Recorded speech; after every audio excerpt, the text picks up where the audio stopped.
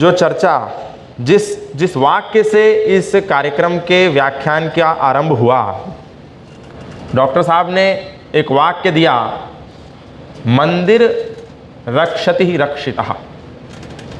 मूल वाक्य है धर्मो रक्षति रक्षितः। जब हम धर्म की रक्षा करते हैं तो वो धर्म हमारी रक्षा करता है। और उन्होंने उसका सेकंड वर्जन निकाला, मंदिर रक्षति रक्षितः। जब हम मंदिरों का रक्षा करते हैं, मंदिरों की रक्षा करते हैं, मंदिरों का संरक्षण करते हैं, तो वही संरक्षित मंदिर, रक्षित किया हुआ मंदिर हमारी रक्षा करता है। और उन्होंने इसके लिए बहुत से आंकड़े दिए कि इतना करोड़ पैसा आता है, इतना धन आता है, इतनी संपत्ति आती है, इतना सोना है, इतनी चांदी है, इतने हीरे हैं, इतने जवाहरात हैं, इतनी जमीन है, इतने संसाधन हैं। ये सारी बातें तो संसाधन के स्तर पर उन्होंने जो बताई, ये तो एक बहुत मूल बात है ही। लेकिन यदि बहुत बड़ी जमीन भी ना हो, बहुत अधिक किसी मंदिर में संसाधन भी ना हो, बहुत अधिक कहीं पर हीरे जवाहरात और सोना चांदी भी ना हो, और वो सामान्य मंदिर खंडर भी हो, तो भी उसकी रक्षा करना बहुत अनिवार्य है। और वो क्यों है?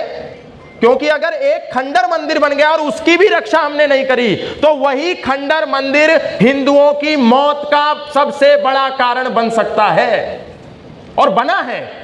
सन 1950 में मदर टेरेसा भारत आई। भारत आकर के उसने चैरिटी, मिशनरी ऑफ चैरिटी नाम के एक संस्थान की स्थापना करी। उस संस्थान में जहां पर उसने कलकत्ता के कालीघाट में उसको हेडक्वार्टर बनाया, यदि हम उसके इतिहास में जाएं तो हमको पता चलेगा मदर टेरेसा ने कोई जमीन खरीद करके अपना हेडक्वार्टर नहीं बनाया। मदर टेरेसा ने जिस चर्च की स्थापना भारत में आकर के करी, जिस अस्पताल की स्थापना करी, जिस निर्मल हृदय को आधार बना करके उसको पद्मश्री मिला, भारत रत्न मिला, नोबेल प्राइज मिला, वो निर्मल हृदय अस्पताल कहां बना था? काली मंदिर एक खंडर बन गया था। हिंदुओं ने उसको तिरस्कृत कर दिया था, छोड़ दिया था, उपेक्षित कर दिया था, नेग्लेक्ट कर दिया था, इग्नोर कर दिया था। उसी काली मंदिर के खंडर को उस मदर टेरेसा ने, एक क्रिश्चियन मिशनरी मदर टेरेसा ने, कन्वर्जन का दुनिया का सबसे बड़ा केंद्र बनाया, और उसी केंद्र के आधार पर उसको नोबेल प्राइज मिला। यानी मंदिर को नहीं बचाया हमने, मंदिर की रक्षा नहीं करी, मंदिर का संरक्षण नहीं करा, तो एक डायन आई, लोगों ने उसको प्रचारित कर दिया कि she is symbol of humanity. पर मदर टेरेसा कोई ह्यूमैनिटी का सिंबल नहीं थी, ऐसा मैं नहीं कह रहा हूं। मदर टेरेसा के साथ काम करने वाले सैकड़ों पूर्व कार्यकर्ताओं ने कहा, और उसका सारा आकलन डॉक्टर अरूप चटर्जी ने अपनी पुस्तक Mother Teresa an untold story में किया है, पूरे तर्क, तथ्य, युक्ति और प्रमाण के आधार पर। यानी मूल में क्या था? हिंदुओं का अपने संस्थान को जब इग्नोर कर देते हैं, उपेक्षित कर देते हैं, उसको खंडर बना देते हैं, तो ऐसी चीजें होती हैं।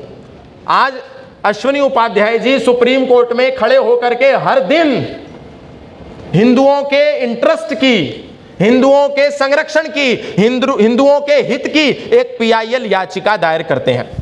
क्यों करते हैं? क्या मिलेगा इससे?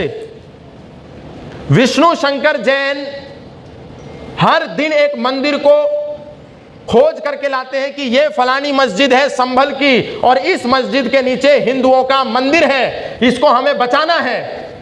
क्यों करते हैं? क्योंकि वो जानते हैं कि मंदिरों का संरक्षण ही हिंदुओं के संरक्षण का कारण बनेगा, इसलिए वो इस कार्य को करते हैं। और ऐसे अनेक लोग, लगभग 10-15 लोग इस पूरे देश में कर रहे हैं। लेकिन अभी हमारे आदरणीय जो संचालक हैं, उन्होंने एक बात कही कि आप लोग करते रहिए, हम लोग आपके साथ हैं, पीछे पीठ थपथपाने के लिए साथ हैं। लेकिन मैं आपसे बहुत आदर से कहना चाहता हूं कि देश में और सनातन में एक मूल है, 4 वर्ण समाज के 4 पहिए हैं, जिसमें एक ब्राह्मण है, एक क्षत्रिय है, एक वैश्य और एक शूद्र है। सौभाग्य से आप लोग वैश्य हैं, और वैश्यों का कार्य है, जो भी ब्राह्मण समाज में कार्य कर रहा है उसको धन से उसका पोषण करना। तो केवल आपका हाथ थपथपाएंगे तो काम नहीं चलेगा, हमें आपसे धन भी चाहिए, क्योंकि धर्मस्य मूलम किम, धर्मस्य मूलम अर्थः, अर्थ नहीं होगा तो धर्म काम नहीं चलेगा। बहुत सारे लोग आते हैं और कहते हैं अश्विनी जी हम आपके बहुत बड़े फैन हैं, हम आपको बहुत सुनते हैं, हमें आपके साथ फोटो खिंचाना है। लेकिन अश्विनी जी के साथ फोटो खिंचाने से अश्विनी जी का जो एजेंडा है खुद के लिए नहीं है, समाज के लिए है, राष्ट्र के लिए है, देश के लिए है, धर्म के लिए है, संस्कृति के लिए है। केवल सेल्फी खिंचाने से वो एजेंडा पूरा नहीं होगा। और मेरा एक ही स्वार्थ है, एक ही हित है।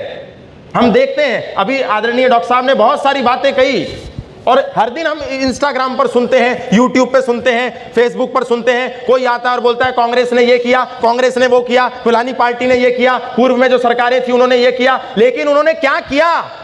अपने एजेंडे को पुष्ट करने के लिए उन्होंने भारत में जब उनकी सरकारें थी उन्होंने कानून मंत्री किसको बनाया?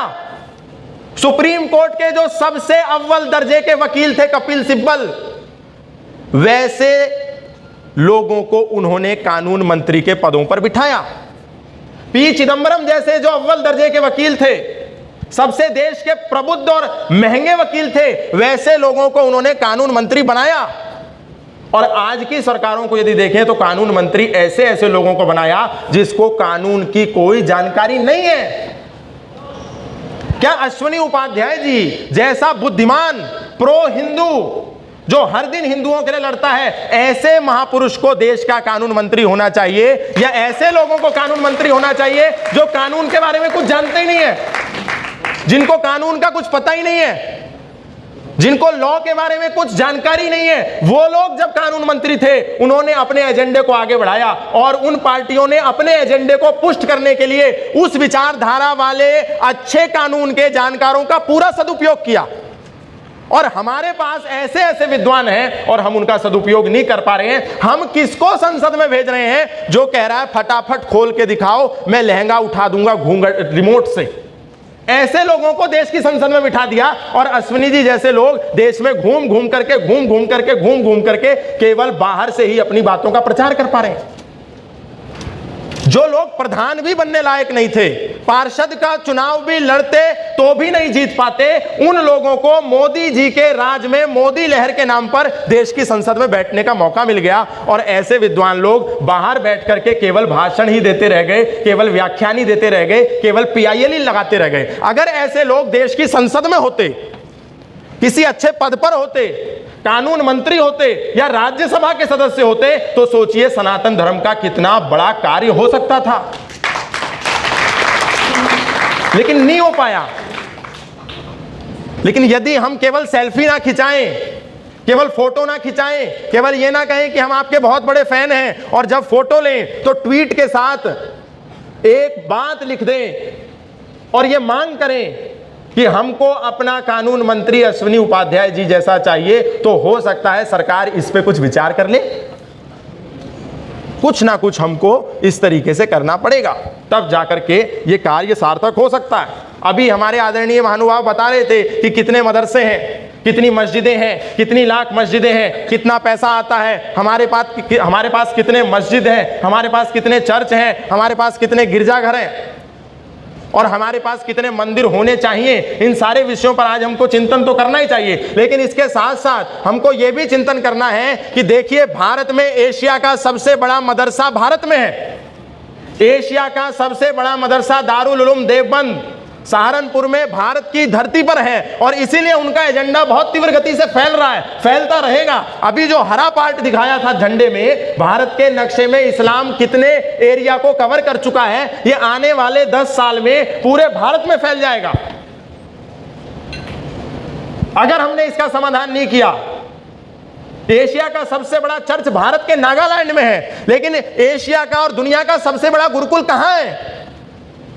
समाधान तो गुरुकुल से होगा। उनका इस्लाम तो तीव्र गति से फैलता ही जाना है, फैलता ही जाना है, फैलता ही जाना है। उसको कोई रोक नहीं सकता, क्योंकि हम 10 किलोमीटर चलते हैं और हमको एक मदरसा मिलता है, हम 100 किलोमीटर चल जाते हैं और एक भी गुरुकुल नहीं मिलता।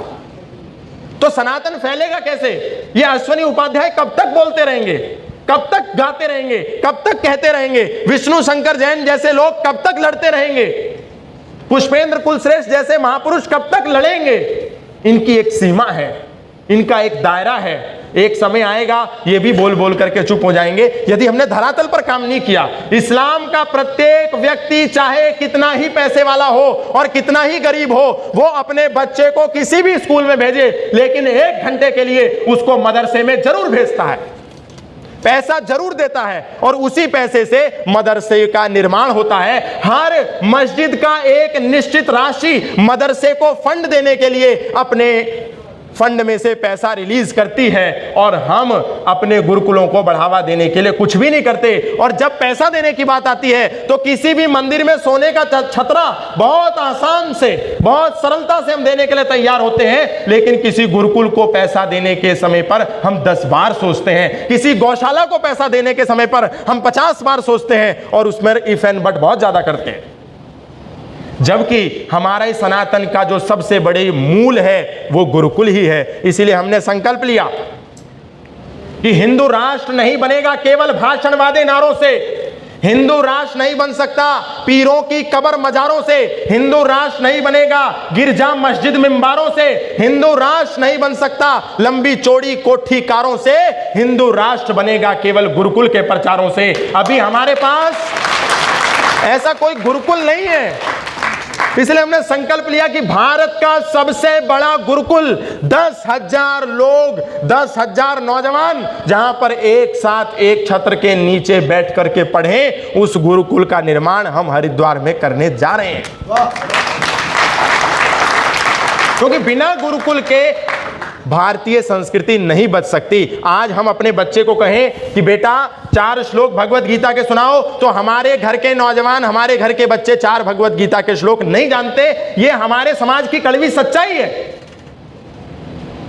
और वही घर में कोई गेस्ट आ जाए, घर में कोई मेहमान आ जाए, तो हम अपने बच्चे को कहते हैं बेटा ट्विंकल ट्विंकल लिटिल स्टार सुनाओ, वो बच्चा तुरंत सुनाने लगता है, लेकिन 4 भगवत गीता के श्लोक नहीं जानता। ऐसे में हम कहते हैं कि हम सनातन धर्म बचाएंगे, हिंदू राष्ट्र बनाएंगे। ऐसे हिंदू राष्ट्र नहीं बनेगा। ये केवल एक वोट बैंक का एजेंडा हो सकता है, केवल पॉलिटिकल एजेंडा हो सकता है, लेकिन धरातल पर जब तक हम सनातन के बारे में कुछ नहीं जानते, तब तक क्या ये कहने के लिए बात रह जाएंगी। अभी सांसद महोदय आए थे, उन्होंने एक बात कही कि 2 लोगों का कंपैरिजन किया कि एक व्यक्ति ने गोली चलाई, हमारा जो व्यक्ति था उसने गोली नहीं चलाई, मुख्यमंत्री का पद छोड़ दिया कल्याण सिंह ने, और एक व्यक्ति था जिसने गोली चलाई, वो उनका व्यक्ति था। लेकिन ये बताइए दोनों को पद्म सम्मान किसने दिया? आपने ही तो दिया। कल्याण सिंह को भी पद्म सम्मान दिया जिसने गोली नहीं चलने दी, और मुलायम सिंह को भी पद्म सम्मान आपने दिया जिसने राम भक्तों पर गोली चलाई। तो ये कहने के लिए बात बहुत अच्छी हो सकती है, मुझे क्षमा करें, लेकिन जब सत्य बोलना होता है तो मैं बिना सत्य बोले नहीं रह सकता हूं। क्यों दिया आपने दोनों को सम्मान? आपने दोनों को एक कैटेगरी में क्यों खड़ा करके रख दिया? जिन कोठारी बंधुओं की हम बात करते हैं, जिन्होंने राम मंदिर बनाने के लिए दोनों भाइयों ने अपने प्राणों की आहुति दे दी, उनकी आत्मा कितना रोई होगी कि जिस व्यक्ति ने गोली चलाई आपने उसको पद्म सम्मान मुलायम सिंह को क्यों दिया? ये हमारे लिए बहुत दुखद विषय है, और इस पर हम हिंदुओं को बिल्कुल क्लियर कट होना पड़ेगा। हमको ये करना है, हमको ये नहीं करना है। यदि हम बीच में अधर में लटके रहे तो फिर कुछ भी चलने वाला नहीं।